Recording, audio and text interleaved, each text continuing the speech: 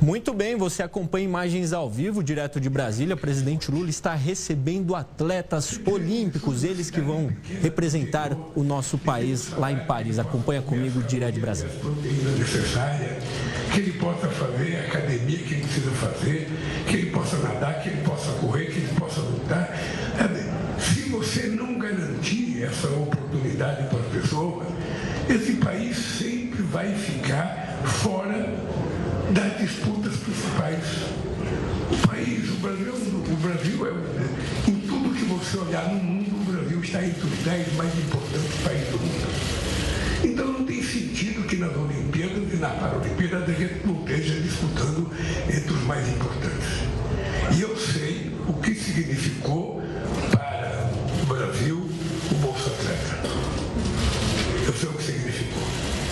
Porque quando a gente conhece a sociedade brasileira, você sabe que para muita gente, R$3.000, R$4.000 faz a diferença no dia a dia das pessoas. Pode ter gente que fala, 3.000 não dá, 2.000 não dá, mas tem gente que precisa de 1.000. Tem gente que precisa até de menos para poder falar, eu vou conseguir vencer na vida. E foi assim que nós criamos o Bolsa Atleta, criamos o segundo tempo nas escolas, criamos o Bolsa Escola e agora, Orlando, criamos uma outra coisa que é muito mais revolucionária. Eu vou contar um dado para vocês. Nós descobrimos, com dados e resultados do IBGE, que 480 mil jovens brasileiros, pessoas de 15 anos, 16 anos, meninas e meninos, desiste do ensino técnico, desiste do ensino médio, porque precisa ajudar a família. Então as crianças deixam de estudar para ir trabalhar. O que é que nós fizemos? Nós resolvemos criar uma poupança para garantir que nenhuma menina e nenhum menino desista da escola para ajudar a família. Nós criamos uma poupança em que a gente dá R$200 por mês no nome do estudante, com carteirinha e tudo, para ele frequentar a escola. R$200 em 10 meses. No final dos 10 meses, se ele tiver comparecimento de 80% na escola e se ele passar de ano, ele recebe mais 1.000 na poupança dele. Ele vai para o segundo ano. No segundo ano, ele vai ter mais 10 meses de 200, que são 2.000. E no final do ano, se ele tiver comparecimento e passar, mais 1.000. E no terceiro ano, a mesma coisa. Ou seja, quando terminar, sabe, o ensino médio, ele vai ter 9.000 na poupança, se ele economizou. E isso é uma coisa que você ou faz acreditando no futuro do país, ou você não faz. Ou você faz enquanto você pode fazer, ou daqui a pouco o dinheiro que você deixou de gastar em educação, você vai gastar em cadeia. Você vai gastar em aumentar a quantidade de celas e de cadeias que tem pelo Brasil, porque a falta de oportunidade muitas vezes faz com que a gente cometa erros na nossa vida, ilícito. Então nós achamos que é o melhor investimento do mundo. Não tem investimento melhor do que esse. Então, quando a gente percebeu a evolução que teve o Bolsa Atleta, eu, sinceramente, quando o Fufuca me comunicou que ficou 14 anos sem reajuste, é impensável. Ou seja, como é que alguém pode imaginar? Ou seja, porque ficou invisível o Bolsa Atleta para as pessoas que governaram esse país nos últimos anos. Ficou invisível, porque ele não podia estar enxergando, porque ele não reajustava, tudo na vida é reajustado. Os preços da comida que a gente compra é reajustado todo dia no supermercado, o preço da inflação é reajustado, o preço do salário mínimo é reajustado. Por que não o Bolsa Atleta? Veja, se a gente fosse pagar todo atrasado e ultrapassar uns 150%, como nós estamos apenas 15 meses, 17 meses no governo, e nós estamos num processo de reconstrução da quase tudo que foi destruído, porque não foi apenas o Ministério do Esporte que foi destruído. O Ministério da Cultura foi destruído, o Ministério da Mulher foi destruído, o Ministério dos Direitos Humanos foi destruído. Nós fomos obrigados a reconstruir o Ministério da Igualdade Racial. Nós fomos obrigados a reconstruir tudo.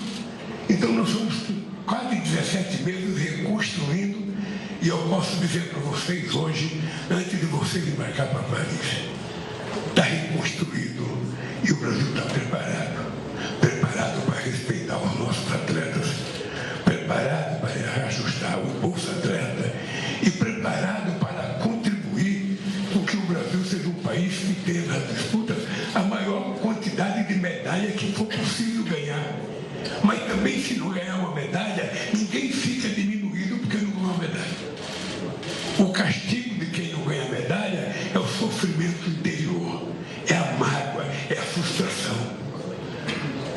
Mas eu quero que vocês saibam que, para mim, presidente da República, tanto o atleta que traz 10 medalhas de ouro penduradas no pescoço e um atleta que não traz nenhuma, eu trato eles com o mesmo carinho, com o mesmo respeito. Porque ganhar é a nossa meta. Mas se a gente não ganhar, o que valeu, na verdade, foi a dedicação, foi o esforço, foi a perseverança. E quando a gente consegue ver pessoas comprometidas com o esporte, a gente tem noção de que a gente está livrando as pessoas de droga, está livrando as pessoas de promiscuidade. É porque é isso que a gente tem que apostar. Eu sou um homem, sou corintiano, sofro muito, que ontem perdemos por Vasco, eu sou vascaíno no Rio de Janeiro, a minha mulher é flamenguista. E eu fiquei chorando com o lado do coração, porque o Corinthians perdeu, e fiquei feliz que o Vasco ganhou com a metade do coração. Mas eu gosto muito de esporte. Um dos momentos mais emocionantes que eu tive foram dois, na verdade. Primeiro, em 2008, eu fui nas Olimpíadas de Pequim e tive a emoção. Eu espero que você tenha, Fufuca, espero que você tenha, Janja, a emoção de estar em pé, olhando passar os nossos atletas com a bandeira nacional. É uma coisa emocionante.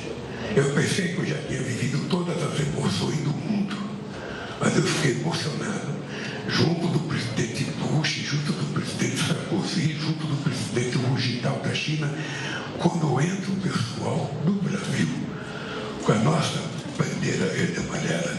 É uma coisa, é um batimento a mais no coração. E a segunda emoção da minha vida foi quando nós ganhamos as Olimpíadas em 2008 em Copenhague.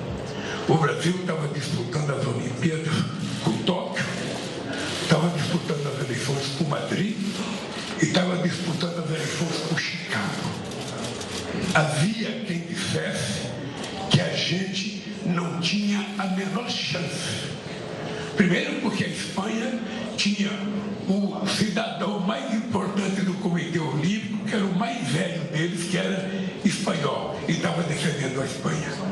Depois o Obama foi para Copenhague com a Michelle Obama e ficaram lá uma semana. Quando o Obama chegou com o avião dele, a televisão mostrou o avião dele o dia inteiro. Eu cheguei e ninguém mostrou nada. E estava também o primeiro-ministro japonês, com muita representação, e nós fomos trabalhar. Só para ter ideia, eu cheguei em Copenhague 3 dias antes. E nós montamos o escritório para conversar com os delegados. Aí chamamos o delegado para conversar, para mostrar a importância do Brasil. Eu não esqueço nunca de um delegado italiano. A Itália tinha 5 votos, porque o mundo é assim. O continente africano inteiro tem menos delegado no COI do que a Suíça. Mesmo a África tendo 54 países, 1 bilhão, não sei quantos milhões de habitantes, tem menos delegado do que a Suíça. Porque quem dominou o esporte foram os países mais ricos, que foram se assenhorando das coisas e foram, tendo delegado. O Brasil brigou muito para chegar na representação que a gente teve. Mas o que foi importante, o que foi muito importante é que chegou um italiano para mim. O Orlando estava na sala, estava o João Avelange, estava o Luso, estava o prefeito Eduardo Paes, todo mundo lá na mesa. Aí veio um cara da delegação italiana, um delegado que tem voto. Aí o cara começou a conversar comigo, eu tinha mandado chamar ele nem perguntou o que eu queria, começou a falar mal do Brasil. Não, porque o Brasil não tem chance, porque no Brasil tem muita favela, porque no Brasil tem muita violência, porque no Brasil tem muito crime, e porque no Brasil tem não sei o que lá.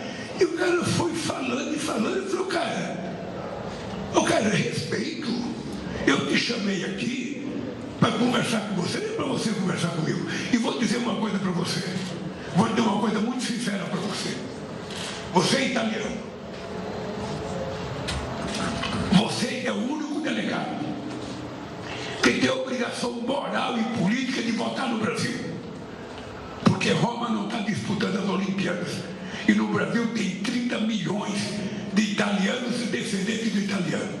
É a maior colônia italiana fora da Itália. Então, vote no Brasil para que os 30 milhões de italianos possam ver as Olimpíadas de perto no nosso país. Bom, não sei o que aconteceu, mas ele foi o primeiro a me abraçar quando nós ganhamos. E o Orlando se lembra, a gente estava com o Pelé, a gente estava com a Hortência, tinha muita gente importante do mundo esportivo. E a gente estava lá, nós fizemos uma bela defesa do Brasil, negócio muito, muito importante. Foram 5 discursos. Primeiro teve os Estados Unidos, depois teve Tóquio, teve a Espanha, depois teve o nosso discurso. Falou eu, falou Eduardo Paes, falou o Meirelles, falou o Célio Cabral, que era o governador, e falou, não sei se o Nussmann ou o João Avelange. Eu sei que a emoção de verdade, quando aquele gringo, aquele suíço veio com uma pasta e subiu no pódio lá no palanque e resolveu, eu vou anunciar o ganhador. O cara, poucas vezes eu vivi a emoção que eu vivi. Eu não sabia que era tão.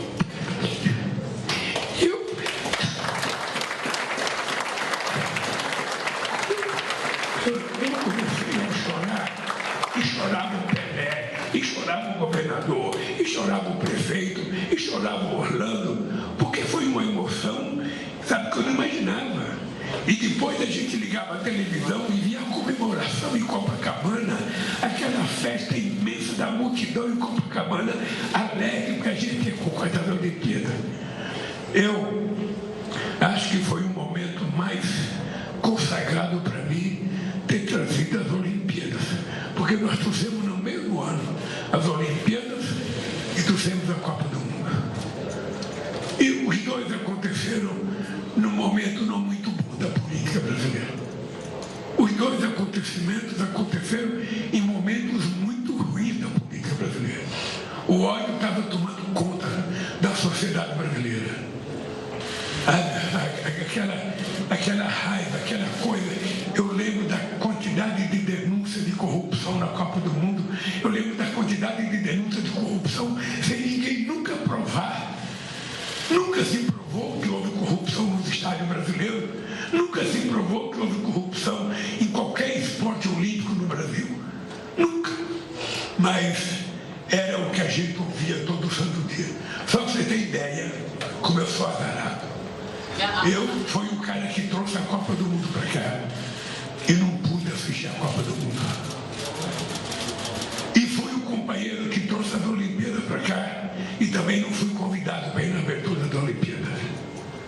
Então eu fiquei frustrado depois de tanta emoção, de tanta alegria, pelo fato de você ter outras pessoas governando o país, pessoas que não tinham a cabeça civilizada, ou seja, eu não vi a abertura das Olimpíadas.